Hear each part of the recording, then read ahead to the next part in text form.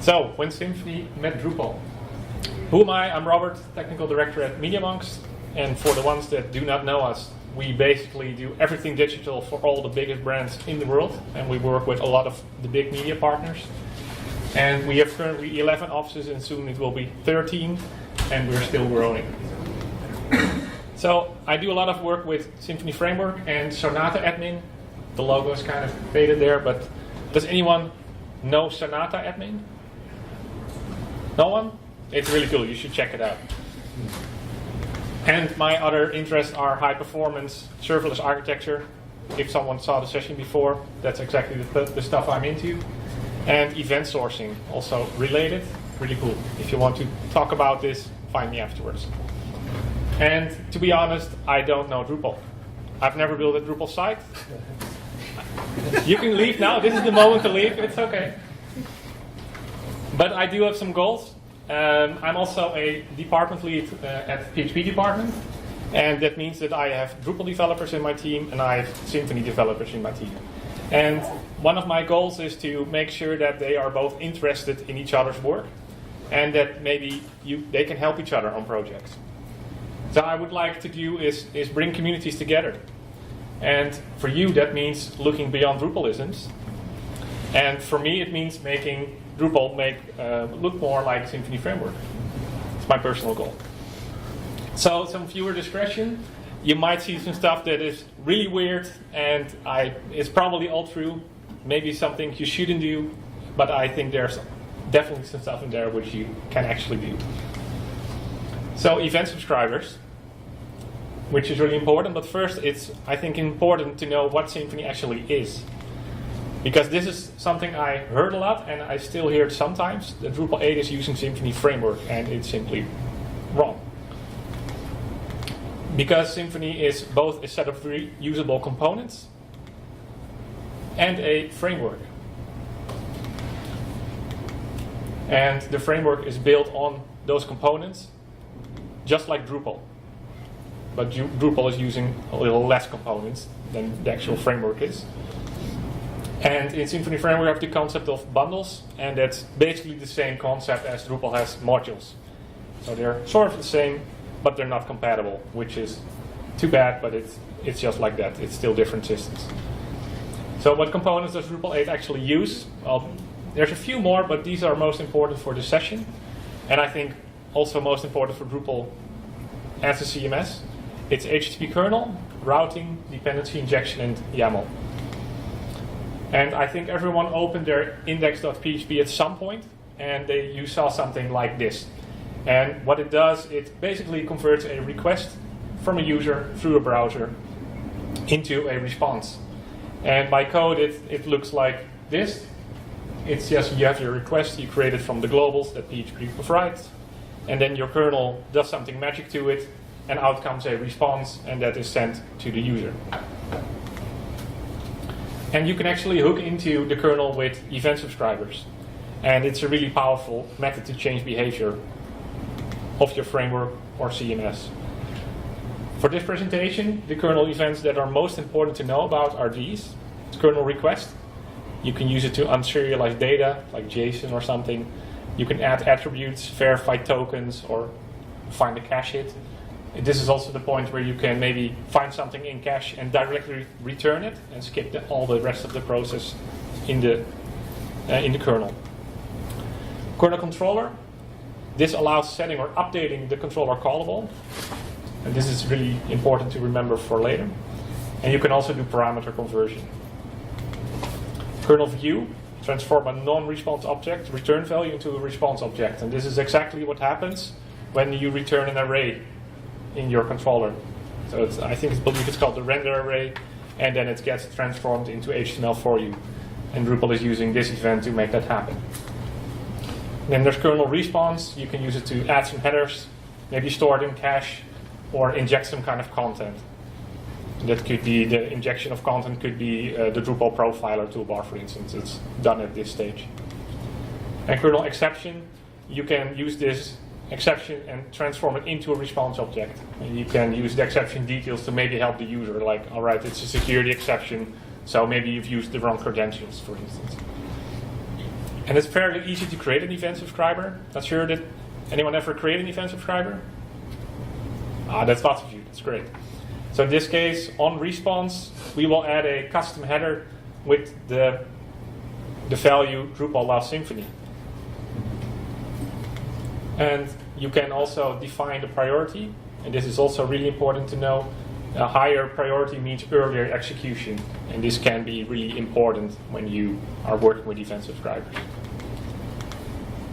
So, and you register it like this in your YAML, and I wanted to show you the new method of doing this, and this works from Drupal 8.5 onwards. Instead of defining a random name and then setting the class, you can forget about the class and just use the class name as the name of the service. And then you don't have to come up with the name, and you can use this to do auto-wiring, which I will show you later. And when this is set up, you can see at the bottom, at response, there's a custom header there, Drupal loves Symfony. And it's that easy. So what can be a practical use of using event subscribers? So at MediaMonks, we have the luxury problem of working with many different languages, different backends, frontends. And a few years ago, we had the issue of that every developer was using their own convention, and pagination was different for every developer, and are things 0-based or 1-based, and it's a whole mess. So I think everyone knows this XKCD comic, and we decided to create our own standard. That's what we like to do, right? And if you're interested, you can read it, but it's basically, we took a lot of stuff from Google and Twitter and merged it together, and what's useful for us. So I created, for Symfony Framework specifically, I created an API bundle, and it just makes sure that everything that you are returning from a controller or whatever, that it's converted into this spec. And as you guessed, this is an event subscriber. And it's fully customizable, so if you have another spec, you can also use it and customize it to your own. And it's also fully tested. And this is the first thing I wanted to release it open source. So it should have tests, and it took me a long time to actually get started with it, but now I don't want to release other than tested stuff to the community, because I think it should be really reliable. So some code. It's this simple. You just can return anything from your controller, and it will automatically convert it into JSON. So in this case, it's just a number, but it will also work with arrays. Just return an array, just like you do with Drupal. In this case, it's listening for a specific endpoint, and then it will be transformed into JSON before the render array system will take over. And with pagination, we have pagination responses. So you just fill in the gaps, and then it will automatically transform it. And it will also listen for PHP exceptions. So if you just throw an exception anywhere, within, in this case, a logic exception, it will automatically convert it into an error response.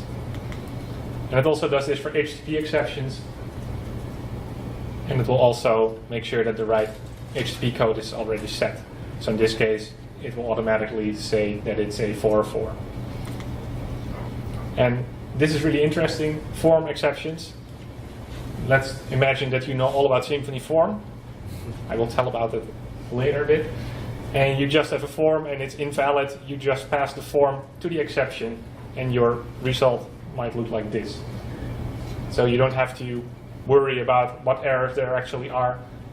The exception will just pick it up, and it will extract all the invalid form fields and make sure that frontend has all the data to render their errors on screen. So this saves us a lot of time. But what about Drupal? So this is the moment where I started thinking, like, all right, Drupal also uses HTTP kernel, and it uses dependency injection, also from Symfony. So I decided to split the bundle, and now it's a separate package, and it just requires the HTTP kernel. And I have a Symfony bundle package, and it's just some glue code to glue it to Symfony. And my goal was more of a proof of concept to make sure to check, does it also work in Drupal? So I created an info YAML. I think everyone knows how this looks. And I created the services YAML. and I just have here the event subscriber. And please note the auto wire boolean there. And whenever you use the auto wiring, it will connect everything together. So you don't have to set the arguments, and it will do that by matching the requirements of your construct, of your class, and it will match it against the services that you have in your container. So then there's no longer a need for setting arguments. It will just figure it out by itself. But please note that this requires Drupal 8.5. And then this was in Drupal, and it actually worked. And I thought that was really exciting. So in this case, I was Penny. So I told my colleagues, like, all right, guys, this is really cool. You can actually do stuff that is Symfony Framework specific, and you can port it to Drupal. And I think that's really awesome. So then I wanted to try some other stuff, and one of those things was controllers as services. But first, I think it's important to remember something about dependency injection. And this is actually from the Drupal 8 documentation. Dependency injection is the preferred method for accessing and using services in Drupal 8 and should be used whenever possible. Yet I see a lot of this stuff happening in core and also in a lot of contrib, and it's really bad. It's not OOP. You can also write it like this, and then you start to see why it's a bad idea, hopefully. So please don't do it, use proper dependency injection. So controllers as services. Did anyone ever hear of that? No one, all right. So it means that you have no controller base, there's no container, and you inject the service that you need. So basically your controller becomes a service just like any other service. And you can actually do this in Drupal. And when I was looking at the documentation, this is how you can document it. You can do it like this. I think though that this is still not optimal because the static function create is really Drupal specific and the interface is Drupal specific. So I wasn't really a fan of this. And I found out you can also just do it like this. So now it's nice and clean, there's no extra dependencies. But how you can do this in your services YAML, it's really easy with the auto wiring again. In this case, there's a word generator. The word controller requires it. We set up auto wire, and it's done. To set up routing, you can do it like this. It was at the time undocumented, so I made sure as a good developer I added it to the documentation. And then it just works. Invocable service as controller, this is pretty new. I created a patch for this, and hopefully it will be accepted for Drupal 8.7.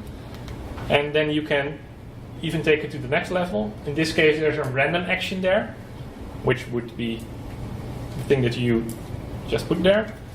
And instead of doing action, there's an invoke, and this is a PHP magic function. And this is the same. So setting up the service is all the same, but your routing changes. So now you only have to point it to the controller, and no longer you have to add the action. So it will call the invoke and just run it as usual. So hopefully that's coming soon. But there are a lot of advantages, I think. You can do your configuration with dependency injection only. And in your controller you can see all the services that are available. And you don't have to do add var type hints to make sure that your IDE picks up everything. Because if it's coming from the container, it doesn't know what it is. And it helps prevent getting fat controllers that are doing way too much. And it's also, I think it's really important, it's easier to test. You can actually easily test your controllers. And I think it looks pretty, which is also important. And of course there are some disadvantages, because you need to create your own helper functions, because you don't have the controller base anymore. But you can use an abstract for that to have common stuff in there. And the controller on itself is usually not reusable. And it takes more work to configure. However, with Drupal 8.5, with the auto wiring, that changed. So then I think the most exciting thing I want to show, it also started as a proof of concept. Because in Symfony we have the Symfony Extra bundle, and it adds functionality by using annotations to define your controllers. And some people hate this, I personally like this a lot because you don't have to look up in all kinds of YAML routing files to see what's going where. So I personally like this a lot. So you can set your route, your method, parameter conversions, templates, caching, security, and I think it's really clear. But can you do this in Drupal? That was for me was the question, and it turns out that no, you can't. That's a shame, right? But it's all based on event subscribers. So I thought, yes, we can. We should be able to do this, right? And you can actually do this. Because I ported it to Drupal. And you can do all the things that you just saw and then do it in Drupal. So again, you can set your routes, your method, parameter conversion, everything. So let's just show them all one by one. So you can set it up like this to have the annotations set up for routing. So you can use a path. It's a prefix. It's not mandatory. You can also have it work for everything. I would recommend to set up for a prefix, in this case API. And then for the options type, you set annotation, and then you set the name of your module. Pretty simple. And then routing just works like this.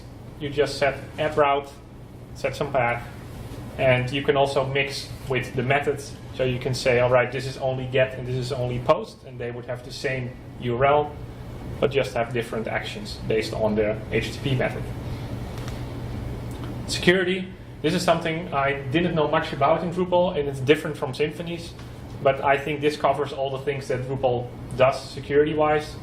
So just have your permissions, your roles, CSRF. Also, you can use your custom service for this. And templates. I believe that what you see at the bottom is how Drupal defines where a template should be. And you can also, if you just set a template, it will figure it out by itself using reflection, and it will find out that path, but you can also manually say, all right, I want to use specifically this template. Cache, really powerful as well. This was a one-on-one copy with the one from Symfony Framework because it's the same. It's really easy. And parameter conversion, please note that this is a different parameter conversion that Drupal already has, so I'm not sure if it makes sense to be using this, but still I wanted to port everything. So in this case, it's a node, and you can just say, all right, it should be an article, and then whenever it detects an integer, it will try to map it to the node. It's really simple. And you can use it with dates as well, have a kind of date format set up, and it will just convert it into a date time. And you don't have to do this in your controller. You can also create your own. You only have to implement this interface with supports, and then you can detect if it's actually a node or does the user want the date time, and then see if it matches. And whenever it does, it will call apply, and you will have to do the transformation. And make sure to tag it with this name in your services YAML, and then it will pick it up automatically. And I was also working with PSR7 support, and while working on it, I found out that it already worked. This is supported natively by Drupal. Not sure if anyone ever used it, but it's good to know. And I think this is pretty cool, that you can just take something from Symfony Framework, see how that works, and port it to Drupal, because there's a lot of shared components there. I think that's pretty exciting. So how does it actually work? Pretty simple, it just acts on kernel events. So you modify request and response objects, and the only thing I had to do was look up how Drupal does it and make sure that I'm using the same attributes, and then it just worked. And for routing, it uses the route dynamic event, which is Drupal specific. I have to hurry up. I did run into a lot of cache annoyances while doing this, and never do this in production. I was told that this will make sure that there's no caching whatsoever, and you all know that it's a lie, right? Right, again, don't do this in production. I was annoyed by doing the cache clear every time, so I created an event subscriber. Whenever the request came in, it rebuilds the routing. No more waiting until it's cleared. And again, with disabling container cache, I found out that changing the third parameter to false in your kernel, make sure that there's no container dumping anymore. So you can just change services, whatever, and it will just next refresh, it's there. Really helpful. And I use Drupal console a lot to find services. So I'll have to really quickly go through this. I'm a really big fan of Fractal, and I know that Drupal has JSON API and GraphQL things. This is not as sophisticated as that, but it is really powerful though. You can use any object and transform it into an array. That's basically what it does. And in this case, it's taking an article and it just makes sure that it's converted the right way. And you can also use includes, and you just point it to another transformer and make sure that everything is converted the right way. Keep this in mind that lazy loading can be really, really painful. And that content could come from anywhere. So it doesn't have to be Drupal's content. It can also be coming from Elasticsearch or Solr. And you can just try it. Just use Composer. It's all PHP. Let Composer do the job and just play around. Then forms. I think no one likes forms, but Symfony form makes it a lot easier. There's a great builder. It's highly customizable. It has really powerful validation included. And this is a very simple example. So you have your class. It's just a type. You can add properties to it. And you can set constraints there. Really easy. I think it's very readable. And in Drupal, again, with the knowledge of Drupal that I have, I think this is a really simple example of how you can use it. You have all your data coming in. You check if it's valid. If it's not valid, you throw the form exception. It will give all the errors. And if it is valid, it will pass that point. And you can just store it. It's that simple. And rendering with Twig, again, really simple. Then you can use handle request instead. And on the Twig side, the only thing you have to call is form and pass the form. And this will render the entire form. Doesn't matter how deep, this will render it. There's form type for every need, and there's validator for every need. And you can also, in both cases, create your own. And again, you can just try this. Just use Composer, download it. I've specifically used version 3.4 because this is what Drupal is currently using, but feel free to try the later versions as well. Putting it all together, because I don't have enough time to show you all this, you can go to my GitHub, and there's actually a module that you can put in Drupal and to see everything that you saw combined in just a few classes. It's really fun to see. All right. Too long fell asleep? No. One of the later sessions. I think event subscribers are extremely powerful. And with this proof of concept, I found out that this part of the Symfony team can actually help on Drupal projects without knowing anything of Drupal, including myself. And I think we can really learn from each other's solutions. Like, I know that Drupal has a lot of things on board already, like including form, but that doesn't mean that you can use something else. Just play around with it, try it. And there's a lot more than the modules on Drupal.org. And so many cool components and libraries to try. You can find them all on Packages, which you know, I think. And in the end, it's all PHP. So, try. That's it. Thanks for your attention. Are there any questions? Not a single one. All right. Well, I'm going to call it a single file controller.